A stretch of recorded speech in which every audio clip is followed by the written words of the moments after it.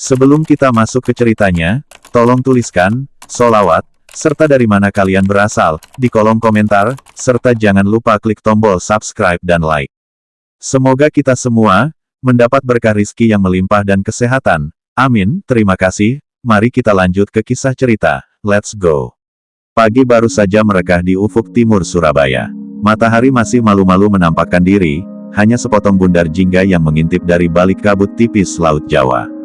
Pelabuhan Tanjung Perak sudah hidup seperti raksasa yang tak pernah tidur, deru mesin kapal, teriakan buruh angkut, klakson truk kontainer, serta bau solar dan besi berkarat bercampur jadi satu aroma yang khas, aroma perjuangan dan kekerasan hidup.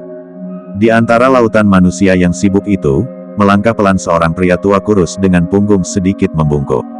Namanya Wardi. Kemeja abu-abunya sudah pudar dimakan usia, warnanya tak lagi jelas antara abu dan coklat debu. Sarung hitam lusuh membalut pinggangnya sampai mata kaki. Di bahunya tersampir handuk kecil merah lusuh, warnanya memudar seperti darah lama yang mengering. Di pinggangnya melingkar sabuk kain hijau, tampak sederhana, tapi terikat begitu rapi. Di pundaknya, sebuah pikulan bambu menekan tulang-tulang rapuhnya. Di depan dan belakang tergantung dua kotak kayu tua berisi paku sepatu, palu kecil, lem, potongan karet, dan alat sol lainnya. Setiap langkahnya terdengar pelan, tek, tek, tek, seirama dengan denyut pelabuhan. Wajah Wardi penuh keriput, seperti peta panjang perjalanan hidup yang keras. Namun yang paling mencolok justru tatapannya, tajam, tenang, seolah telah melihat terlalu banyak kematian untuk merasa gentar. Orang-orang memanggilnya sekadar, Pak Wardi tukang sol. Tak ada yang tahu siapa dia sebelum menjadi tukang sol sepatu di sudut pelabuhan. Ia biasa mangkal di dekat dermaga 2, tempat para kuli bongkar muat dan sopir truk lalu lalang. Sepatu-sepatu mereka cepat rusak, dan disitulah Wardi mengais rezeki. Namun pagi itu terasa berbeda. Angin laut berembus lebih dingin dari biasanya. Camar-camar beterbangan rendah, seakan menghindari sesuatu yang tak terlihat. Suasana ramai tetap ada, tapi di balik keramaian itu terselip rasa tegang yang samar, seperti firasat buruk yang belum menemukan wujud. Tak jauh dari tempat Wardi biasa mangkal, berdiri seorang pria tinggi besar di dekat tumpukan kontainer. Namanya Yohanes. Tubuhnya kekar seperti balok besi, urat-urat menonjol di lengan yang dilipat di depan dada. Kulitnya hitam legam penuh tato, dari bahu hingga pergelangan tangan, motif-motif kasar yang tak jelas bentuknya. Rambutnya keriting pendek, seperti kawat baja. Di atas bibirnya tumbuh kumis tebal, disambung jenggot panjang yang membuat wajahnya tampak semakin bengis. Ia mengenakan jaket levis sobek-sobek, yang menempel ketat di tubuhnya. Bekas-bekas luka menghiasi leher dan pipinya, seperti tanda kehormatan dalam dunia keras yang ia kuasai. Tatapan Yohanes tajam menusuk, penuh sifat menantang, seolah dunia harus menunduk di hadapannya. Para buruh pelabuhan mengenalnya sebagai preman Manado yang paling suka bikin ribut. Pagi itu, sejak subuh, Yohanes belum minum setetes pun minuman keras. Kepalanya pening, perutnya panas, dan emosinya menumpuk seperti bara dalam sekam. Matanya menyapu pelabuhan, sampai akhirnya mengunci satu sosok tua dengan pikulan bambu. Yohanes menyeringai kecil. Ah, target empuk, gumamnya lirih. Wardi baru saja meletakkan pikulannya di sudut tiang beton dermaga. Ia membentangkan karung kecil sebagai alas duduk. Palu, paku, dan potongan karet ia susun rapi. Tangannya yang keriput bergerak tenang, teratur, seperti seseorang yang telah melakukan pekerjaan itu ribuan bahkan puluhan ribu kali. Beberapa buruh mulai berdatangan. Pak, sepatu saya jebol. Pak Wardi, sol saya lepas. Wardi hanya mengangguk pelan. Satu-satu, semua kebagian. Namun dari kejauhan, langkah berat mendekat. Duk, duk, duk. Langkah itu bukan langkah orang biasa. Ada bobot amarah di setiap injakannya. Wardi mengangkat kepala perlahan. Di hadapannya kini berdiri Yohanes, tubuh kekarnya seperti menutup cahaya pagi. Oi, Kek, suara Yohanes berat dan serak. Pagi-pagi begini enak juga minum Keptikus, iya. Wardi menatap tenang. Ada perlu apa, nak? Yohanes terkekeh, menepuk-nepuk jaket levis sobeknya. Perlu duit, buat beli minum. Kau kan lagi rame pelanggan. Beberapa buruh langsung saling pandang. Beberapa pura-pura sibuk, tak ingin terlibat. Mereka tahu, siapapun yang melawan Yohanes biasanya berakhir di rumah sakit, kalau masih hidup. Wardi menghela napas pelan. Uang saya bukan untuk mabuk-mabukan, jawabnya datar. Senyum Yohanes menghilang, alisnya menurun. Nak, kau bilang aku nak. Tangan besar Yohanes tiba-tiba mencengkeram kotak kayu di depan pikulan Wardi. BRUK, kotak itu terguling. Paku dan potongan karet berserakan di lantai dermaga. Sekarang dengar baik-baik, Ketua, suara Yohanes berubah dingin. Kau kasih aku uang, sekarang. Atau semua ini akan kubanting ke laut. Para buruh menahan napas. Wardi perlahan berdiri. Tubuhnya kurus, tampak tidak sebanding sama sekali dengan Yohanes. Tapi ada sesuatu yang berubah di udara saat ia berdiri. Aura tenangnya tak memudar, justru seperti samudera yang terlihat tenang di permukaan, tapi menyimpan arus pembunuh di dalamnya. Ia memungut satu persatu paku yang berserakan. Orang yang mabuk, ucap Wardi pelan. Biasanya tak tahu diri, dan tak tahu siapa yang sedang ia hadapi. Yohanes menyeringai lebar. Haha, jadi kau mau melawan aku, kek? Tangannya mengepal. Suasana pelabuhan yang semula riuh, perlahan seolah mengerut dalam ketegangan. Tak ada yang tahu, bahwa pagi itu, untuk pertama kalinya setelah puluhan tahun, Wardi akan membuka kembali siapa dirinya yang sebenarnya. Angin laut bertiup lebih kencang, mengibaskan handuk merah lusuh di bahu Wardi. Suara ombak menghantam lambung kapal terdengar seperti dentuman genderang perang yang perlahan dipukul dari balik kabut. Pelabuhan Tanjung Perak yang tadi riuh, kini menyisakan celah hening di sekitar mereka, sebuah lingkaran tak kasat mata yang memisahkan pemburu dan mangsa. Yohanes masih berdiri dengan dada dibusungkan. Senyum menyeringai di sudut bibirnya dipenuhi ejekan dan keangkuhan. Tangannya mengibas-ngibas udara di depan wajah Wardi, seolah menunjukkan bahwa nyawa orang tua itu sepenuhnya berada dalam genggamannya. Dengar ya, Kek, suara Yohanes berat, ditekan penuh ancaman. Aku cuma minta duit, kau kasih, kita sama-sama senang. Kau nolak, aku bikin pelabuhan ini jadi saksi kalau kau pernah hidup. Beberapa buruh pelabuhan yang tadinya menjauh kini berhenti bekerja.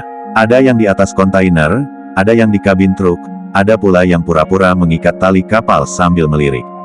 Tak satu pun berani mendekat. Mereka tahu reputasi Yohanes. Sekali ia naik pitam, sulit dibendung. Dan yang dilawannya kali ini hanyalah kakek kurus tukang sol sepatu.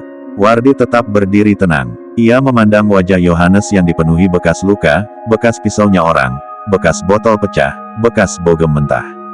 Namun di mata tua itu tidak ada rasa takut. Yang tampak justru rasa iba yang tipis, seperti seorang guru memandang murid yang keras kepala. Aku sudah bilang, suara Wardi lirih tapi stabil, uangku bukan untuk kejahatan.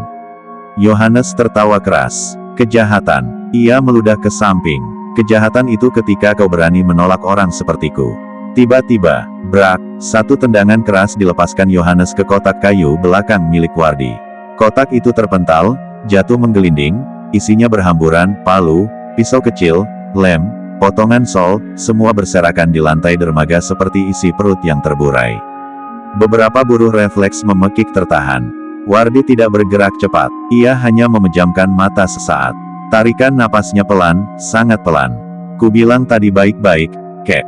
Bentak Yohanes. Sekarang kau punya dua pilihan. Uang, atau tulangmu. Ia lalu maju selangkah, begitu dekat hingga bau alkohol tua dari mulutnya tercium jelas oleh Wardi. Dengan kasar, Yohanes menyambar kerah kemeja abu-abu Wardi. Serahkan. Tubuh Wardi terguncang sedikit. Kemejanya melar. Tulang lehernya terlihat jelas. Para buruh menahan napas. Beberapa memalingkan wajah, tak sanggup melihat apa yang mereka yakini akan berakhir dengan pemukulan brutal terhadap seorang kakek. Namun yang terjadi justru membuat waktu seakan berhenti berputar. Perlahan, sangat perlahan, tangan tua Wardi yang keriput naik menyentuh pergelangan tangan Yohanes. Sentuhan itu lembut, hampir seperti sentuhan seorang kakek saat menenangkan cucunya. Yohanes terkekeh. Haha, kau mau minta ampun sekarang? Wardi membuka mata. Tatapan itu, bukan lagi tatapan tukang sol. Tatapan itu seperti mata harimau tua di tengah rimba malam, tenang, tapi mematikan. Tangan ini, ucapnya pelan, sudah terlalu sering mematahkan tulang orang sombong. Seketika itu juga, kerak, suara tulang beradu terdengar kering di udara. Dalam sepersekian detik yang tak sempat dipahami oleh akal biasa, tangan Yohanes yang mencengkeram kerah kemeja Wardi terpelintir dengan sudut mustahil. Aargh. Jeritan Yohanes meledak di pelabuhan. Tubuh kekarnya terhuyung mundur, wajahnya langsung pucat legam, keringat dingin muncul di dahi. Pergelangan tangannya tertekuk aneh, rasa nyeri menjalar sampai ke pundak. Semua orang membelalak, tak satu pun melihat dengan jelas bagaimana Wardi melakukannya. Yang mereka lihat hanyalah, kakek kurus itu masih berdiri di tempat, sementara preman paling ditakuti di Tanjung Perak ini meraung kesakitan. Yohanes menggertakkan gigi, marah sekaligus terhina. "Kau berani menyentuhku?" Dengan tangan satunya, ia mengayunkan bogem mentah ke wajah Wardi. Namun, wush, angin menggulung di depan wajah Wardi. Bogem itu melenceng tipis, seolah ditarik oleh kekuatan tak terlihat. Dalam satu langkah kecil, tubuh kurus Wardi sudah berada di sisi dalam pertahanan Yohanes. Siku tuanya menghantam tulang rusuk dengan gerakan pendek, cepat, mematikan. DUAGH. Udara dari paru-paru Yohanes terhempas keluar. Matanya melotot, kakinya hampir terangkat dari tanah. Ia mundur sempoyongan. "Apa?" Wardi berdiri tegak. Handuk merah lusuh di pundaknya berkibar tertiup angin laut. Tatapan matanya kini bagaikan bilah pedang terhunus. "Sudah cukup," katanya datar. "Pergi sebelum kau tak bisa berjalan lagi." Untuk pertama kalinya, Yohanes ragu. Darah menetes dari sudut bibirnya. Rasa sakit di pergelangan tangan dan tulang rusuknya membuat tubuhnya gemetar. Namun harga diri seorang preman jauh lebih besar dari rasa sakit. Ia menggeram, "Aku bunuh kau, kek." Dengan amarah membara, Yohanes kembali menerjang, kali ini dengan niat menghabisi. Dan saat itulah, para buruh akhirnya menyadari satu hal yang mengerikan. Yang mereka kira kakek lemah, ternyata sedang menghadapi maut paling nyata dalam hidup Yohanes. Teriakan Yohanes membelah udara pelabuhan yang mulai kembali riuh oleh suara mesin kapal dan derek kontainer.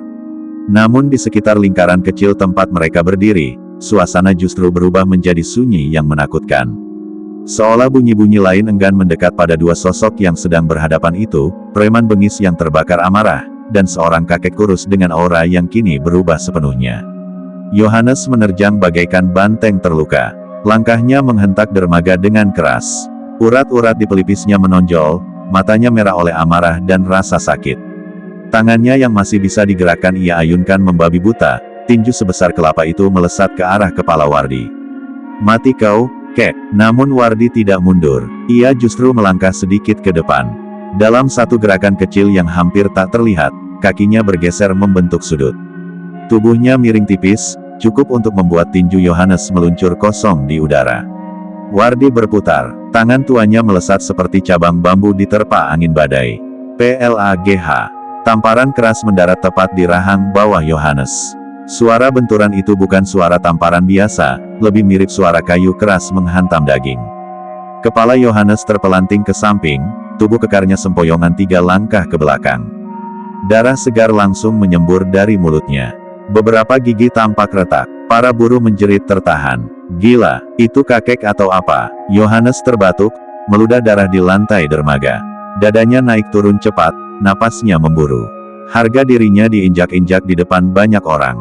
Matanya memerah, bukan karena sakit semata, tapi karena malu yang berubah jadi kegilaan. "KKK." Raungnya histeris. Ia lalu meraih sesuatu dari balik jaket levis sobeknya. Sebuah pisau lipat besar berkilat tertangkap cahaya pagi. "Kau mati sekarang." Sorak ketakutan terdengar dari para buruh. "Pak Wardi, lari." Dia bawa pisau. Namun Wardi tetap berdiri di tempatnya. Tangannya perlahan menurunkan pikulan bambu dari bahunya. Kotak kayu yang tersisa ia letakkan pelan, seolah situasi saat itu hanyalah rutinitas biasa. Tatapan matanya tak pernah lepas dari Yohanes. "Pisau," gumamnya pelan, "aku sudah terlalu kenyang melihat darah." Yohanes mengaum dan menerjang, pisau ditusukkan lurus ke arah perut Wardi. Gerakannya cepat, brutal, tanpa ragu. Namun saat ujung pisau hampir menyentuh kain sarung hitam lusuh itu, tangkis. Lengan tua Wardi bergerak menepis sisi pergelangan tangan Yohanes dengan sudut yang tepat. Tusukan melenceng beberapa sentimeter, pisau hanya merobek angin. Dalam satu rangkaian gerakan beruntun yang mengalir seperti air, Wardi memutar pergelangan tangan Yohanes yang memegang pisau, menekan titik sendi dengan 2 jari, lalu memukul bagian siku dengan hentakan pendek. Kerak, tulang lengan Yohanes berbunyi nyaring. Pisau terlepas dari genggaman dan jatuh berdenting di lantai dermaga. "AARRRGHHH."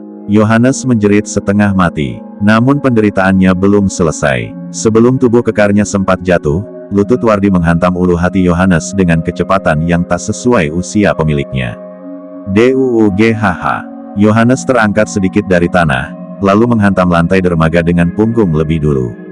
Brak, debu beterbangan. Tubuh kekar itu tergolek kaku, menggeliat seperti ikan dilempar ke darat.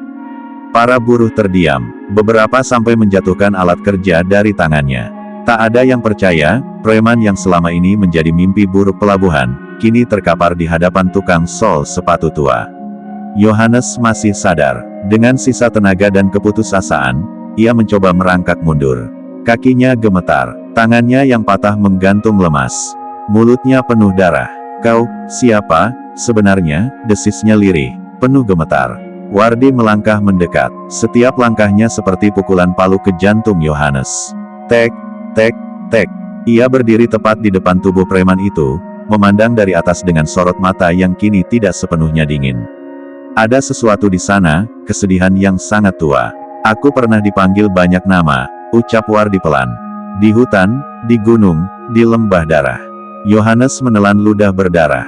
"Dulu, mereka memanggilku." Wardi berhenti sejenak. Tangannya membuka sabuk kain hijau di pinggangnya sedikit. Dari balik lipatan itu, tampak kulit perut penuh bekas luka bacokan dan tusukan, puluhan, bahkan mungkin ratusan. Pendekar tebu ireng. Para buruh ternganga. Beberapa yang sudah tua tampak seperti melihat hantu. Tebu ireng. Itu, bukankah itu pendekar yang dulu menghabisi gerombolan begal di jalur selatan? Wardi menatap Yohanes tanpa kesombongan. "Aku berhenti membunuh sejak tangan ini lebih pilih menambal sepatu orang kecil." Ia sedikit membungkuk, menatap tajam ke mata Yohanes. "Tapi kau, memaksaku mengingat lagi." Dengan gerakan cepat, kaki Wardi menghantam paha Yohanes tepat di saraf utama. Kerak, jeritan Yohanes melengking panjang, putus, lalu berubah menjadi isakan kesakitan. Kakinya tak bisa digerakkan lagi. Tubuhnya hanya bisa menggeliat di lantai. Wardi melangkah mundur satu langkah. "Ini pelajaran," ucapnya pelan. "Supaya kau ingat, ada batas antara hidup dan kematian." Yohanes menatap kosong ke langit pagi Surabaya. Air matanya bercampur darah. Seluruh tubuhnya bonyok, napasnya tersengal-sengal seperti mesin rusak. Pelabuhan Tanjung Perak kembali bising. Namun bagi Yohanes, dunia sudah runtuh. Yohanes terkapar di lantai dermaga seperti bangkai yang belum sempat diangkut arus laut. Tubuh kekarnya kini tak lebih dari sekumpulan tulang yang remuk, napasnya tersengal-sengal, tiap tarikan seperti menyayat paru-parunya sendiri. Satu tangannya menggantung patah, kakinya lumpuh, rahangnya berdarah, dan matanya kosong menatap langit Surabaya yang mulai terang. Para buruh yang sejak tadi hanya bisa menonton dari kejauhan, kini perlahan-lahan mendekat. Tak ada lagi teriakan. Tak ada lagi sumpah serapah. Yang ada hanya bisik-bisik ketakutan. Yohanes, benar-benar tumbang. Itu kakek bukan orang biasa. Pendekar tebu ireng, ternyata masih hidup. Nama itu menyebar dari mulut ke mulut seperti api menyambar sekam kering. Wardi berdiri beberapa langkah dari tubuh Yohanes. Tangannya kini kembali tenang, tak lagi mengandung niat menghancurkan. Ia menyeka keringat di wajah keriputnya dengan handuk merah lusuh. Nafasnya teratur, seolah ia baru saja menyelesaikan pekerjaan biasa, bukan pertarungan hidup dan mati. Yohanes merintih. "Kakek," suaranya parau, penuh ketakutan yang telanjang. "Jangan, bunuh aku." Ia menangis. Preman yang selama ini ditakuti ratusan orang, kini memohon ampun seperti anak kecil. Wardi menatapnya lama. Tatapannya bukan lagi tatapan pendekar, melainkan tatapan orang tua yang sudah terlalu lelah melihat manusia saling menghancurkan. "Aku tidak datang ke pelabuhan ini untuk membunuh," ucap Wardi tenang. "Aku datang untuk mencari rezeki." Ia berjongkok perlahan di dekat wajah Yohanes. "Kalau hari ini kau masih bernapas," lanjutnya, "itu bukan karena kau kuat, tapi karena aku sudah memilih berhenti mencabut nyawa." Yohanes terisak keras. Aku kapok, Ket, sumpah." Wardi berdiri kembali. "Kapok itu tidak cukup," katanya lirih. "Hidup harus kau tebus dengan hidup yang lebih benar." Tak lama kemudian terdengar sirene. Petugas keamanan pelabuhan datang berlarian setelah mendapat laporan keributan. Ketika mereka melihat kondisi Yohanes, wajah mereka pucat. "Ini, siapa yang melakukan ini?" tanya salah satu petugas tergagap. Semua mata tanpa sadar tertuju pada sosok kurus dengan sarung lusuh. Wardi hanya menunduk. "Dia jatuh sendiri," jawabnya singkat. Tak ada yang membantah. Tak ada suatu pun yang berani mengatakan sebaliknya. Yohanes segera dibawa dengan tandu darurat. Tubuhnya terkulai, wajahnya hancur, bukan hanya oleh pukulan, melainkan oleh kenyataan bahwa keangkuhannya telah dikubur hidup-hidup. Sejak hari itu, nama Yohanes hilang dari pelabuhan. Tak ada lagi pemalakan, tak ada lagi teriakan mabuk, tak ada lagi preman sok jago. Yang tersisa hanya cerita. Pelabuhan kembali sibuk seperti biasa. Truk keluar masuk, kapal bersandar, buruh memanggul karung, klakson bersahutan, dan di sudut dermaga 2, Wardi kembali duduk di atas karung kecilnya. Kotak kayu kembali tersusun, palu kecil kembali berbunyi, paku kembali diketuk menembus sol sepatu. Tak, tak, tak. Seorang buruh mendekat dengan wajah gugup. "Pak, sepatu saya." Wardi menatapnya, lalu tersenyum tipis. "Duduklah." Tak ada yang berani lagi memandangnya sebagai tukang sol biasa. Namun Wardi tetap hidup sederhana, seperti tak pernah terjadi apa-apa. Tak ada yang tahu kemana perginya pendekar tebu ireng setelah masa kelamnya. Yang mereka tahu hanya satu. Di tengah kerasnya dunia pelabuhan, pernah ada seorang kakek tukang sol sepatu, yang menghancurkan kesombongan seorang preman dengan hanya sepasang tangan tua. Dan ia memilih kembali menjadi orang kecil. Tamat.